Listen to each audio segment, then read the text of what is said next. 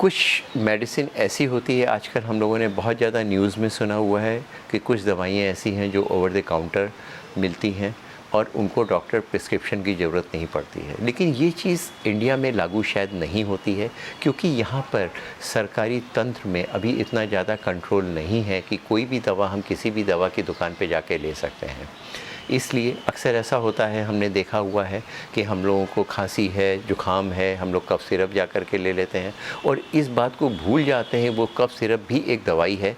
कफ़ syrup भी कई तरीके का होता है, सेडेटिव होता है, एक्सपेक्टोरेंट होता है, एंटी एलर्जिक होता है।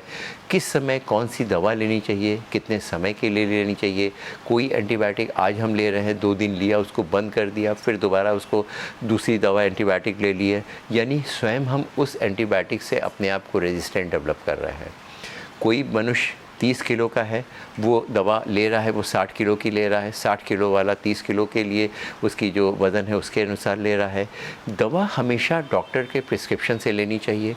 कोई भी दवा, बहुत कम ऐसी चीज़ें होती हैं जो ओवर द काउंटर जा कर के दवा की दुकान पे हम स्वयं ले सकते हैं, जैसे कुछ बी कॉम्प्लेक्स है, कुछ लॉजेंसेस हैं, कुछ ताकत की दवाइयाँ हैं, उनको तो हम ले सकते हैं। लेकिन काफ़ी ऐसी एंटीबायोटिक्स हैं या कुछ ऐसी दवाइयाँ हैं जो कि हम लोग नहीं लेनी चाहिए, डॉक्टर की सलाह से लेनी चाहिए। अक्सर हमने देखा है कि कुछ प्रिस्क्रिप्शंस किसी चीज़ के लिए दिए गए हैं, किसी को, फैमिली के एक मेंबर को या आपके दोस्त को, उसको भी अगर बुखार है तो जा कर के वो प्रिस्क्रिप्शन हमारे उस डॉक्टर ने दिया था, सेम मेडिसिन आप भी ले लें। इस बात को भूल जाते हैं कि वो आप कौन है, उसकी उम्र क्या है, उसका वज़न क्या है, उस समय वो बैक्टीरियल इन्फेक्शन था कि वायरल इन्फेक्शन था, या पेट की परेशानी थी, पेट में कोई स्टोन था, या गॉल ब्लैडर में स्टोन है, या किडनी में कोई परेशानी है, यूरिनरी इन्फेक्शन है या कुछ और है। उसकी ड्रग की सेंसिटिविटी कौन सी है, कौन सी दवा किस लिए देनी चाहिए। अपर एयरवेज खांसी के लिए कुछ ग्राम पॉजिटिव मेडिसिन ज़रूरत होती है, लूज़ मोशन के लिए कुछ और दवा की ज़रूरत होती है। अगर हम केवल विटामिन्स की भी बात करें तो क्या आपको मालूम है विटामिन डी की भी टॉक्सिसिटी होती है और ऑक्सीजन की भी टॉक्सिसिटी होती है। हर चीज़ किस समय, कितने समय के लिए लेनी चाहिए, ये चीज़ बहुत ज़रूरी है। कोविड कॉल पे हमने काल में देखा, डॉक्टर्स अवेलेबल नहीं थे, लोगों को फैसिलिटीज़ नहीं मिल रही थी, तो वो ठीक था, उस समय एक महामारी के समय पे एक का प्रिस्क्रिप्शन दूसरे में इस्तेमाल कर लेना चाहिए। लेकिन ये चीज़ बिल्कुल उचित नहीं है। एक की दवा दूसरे पे, या आप ही की दवा 5 साल पहले का प्रिस्क्रिप्शन आज हमें नहीं इस्तेमाल करना चाहिए। 5 साल पहले हमारी उम्र कुछ और थी, उस समय वज़न हमारा कुछ और था, आज कुछ और है। कुछ दवाइयाँ ऐसी होती हैं जो केवल लेडीज़ को दी जा सकती हैं, वो औरतों के लिए, स्त्रियों के ही लिए होती हैं, और कुछ दवाइयाँ होती हैं जो केवल आदमियों के लिए ही होती हैं।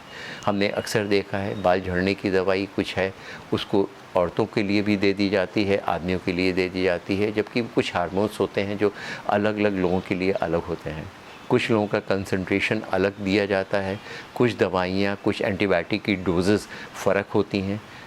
उसको अगर अक्सर हमने देखा है सांस के मरीजों में, उनको कुछ समय के लिए सांस का जब अटैक पड़ता है तो उसको स्टेरॉइड दिया जाता है, और अक्सर साल या 2 साल बाद पेशेंट आता है, वो कहता है कि साहब हम पिछले 2 साल से आपकी बताई हुई तो दवाई ले रहे थे, स्टेरॉइड को लेते चले जा रहे हैं जो कि हानिकारक है। वो स्टेरॉइड जो आपका ब्लड प्रेशर बढ़ा सकता है, वो स्टेरॉइड जो आपकी ब्लड शुगर बढ़ा सकता है, आपके बदन में एक बाल ज़्यादा प्रोड्यूस कर सकता है, आपका वेट बढ़ा सकता है, वाटर रिटेंशन कर सकता है। इसी तरह हर दवाई, दुनिया में कोई भी ऐसी दवाई नहीं बनी है जिसका इफ़ेक्ट हो और उसका साइड इफ़ेक्ट ना हो। जी हाँ, हमने अक्सर ये भी देखा है, कुछ लोगों को जैसे ब्लड प्रेशर है, उनको सर में दर्द हो रहा है, उस समय के लिए वो एंग्जाइटी, वो दर्द को कम करने के लिए ब्लड प्रेशर की दवा के साथ में आपका जो कार्डियोलॉजिस्ट है, जो आपका फैमिली डॉक्टर है, उसके ब्लड प्रेशर की दवाई के साथ में नींद की दवाई या दर्द की दवाई ले लेता है। फ़ौरन हमें ऐसा लगता है कि दर्द की दवाई और नींद की दवाई हमारे लिए ज़्यादा फ़ायदेमंद है। कुछ समय बाद ऐसा होता है कि आदमी ब्लड प्रेशर की दवा तो बंद कर देता है, लेकिन नींद की और दर्द की दवा खाता रहता है। ये, जी हाँ, ये बिल्कुल उसी तरह हो गया, एक जंग लगा हुआ आयरन है, उसमें जंग लगा हुआ है, उसको आप पेंट करते चले जा रहे हैं और देखने में बाहर से बहुत सुंदर है, वो कभी भी गिरने पे टूट सकता है। हम अपनी बॉडी में वो सब काम कर रहे हैं जो कि नहीं करना चाहिए। हम उस चीज़ के विशेषज्ञ नहीं हैं, लेकिन हम उसको ओवर द काउंटर जा कर के, दवा की दुकान में जा कर के, या स्वयं अपने आप उन दवाइयों का सेवन कर रहे हैं जो शायद आपको लगता है ये हानिकारक नहीं हो, जो लॉन्ग टर्म में हो कर के आपको हानि पहुंचा सकती है। क्या आपको मालूम है एक दर्द की दवा अगर हम सालों लेते हैं उससे किडनी फेल हो जाती है? नींद की दवा हम बहुत समय तक लेते हैं, हमें एक नींद ना आने की वजह से हमें उनकी आदत पड़ जाती है। वो अल्कोहल, वो कॉफ़ी, वो चीज़ें जो कुछ नहीं मालूम पड़ता है, शायद वो बहुत ही हल्की लगती हों, वो आगे चल के आपके स्वास्थ्य को प्रभावित करती है।